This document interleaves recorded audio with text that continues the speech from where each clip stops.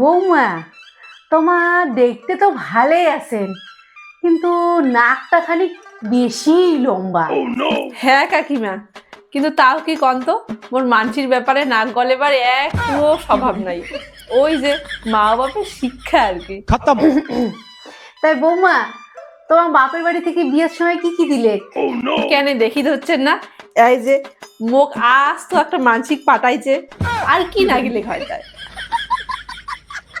তাই বৌমা, মুই দেখি তো চুম তোমার ঘরে খুব দাঁত বের করি হাসেন।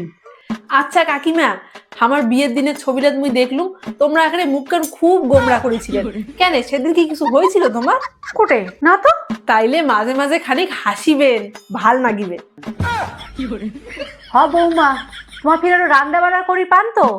হ্যাঁ পান তো, কিন্তু জানেন ওই টাকাও কামাই করির পান, খালি বাড়িতে বসে রান্না বাড়া করিলে কি হবে?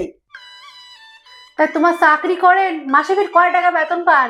কেন তোমরা কি কোনো পার্সোনাল লোন টোন দেন নাকি?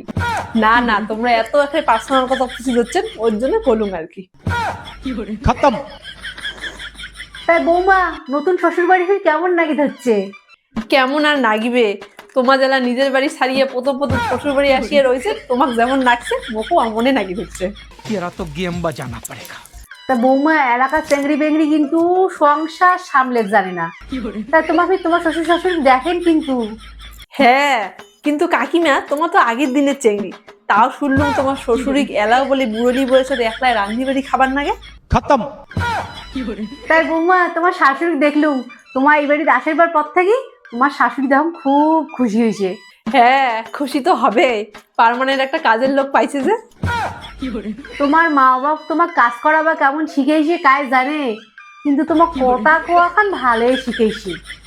হ্যাঁ, মোর মা বাপ তো কথা কওয়া শিখাইছে, আরো অনেক কিছু শিখাইছে। তার মধ্যে হল যাই যেমন ব্যবহার করে তার সাথে তেমনই ব্যবহার করা খায়। তো থাকো বৌমা, মুই গেলুম তাই। থাক থাক থাক, সুখে থাকো, ভালো থাকো। হ্যাঁ, তোমার যদি ভাল থাকি দেন।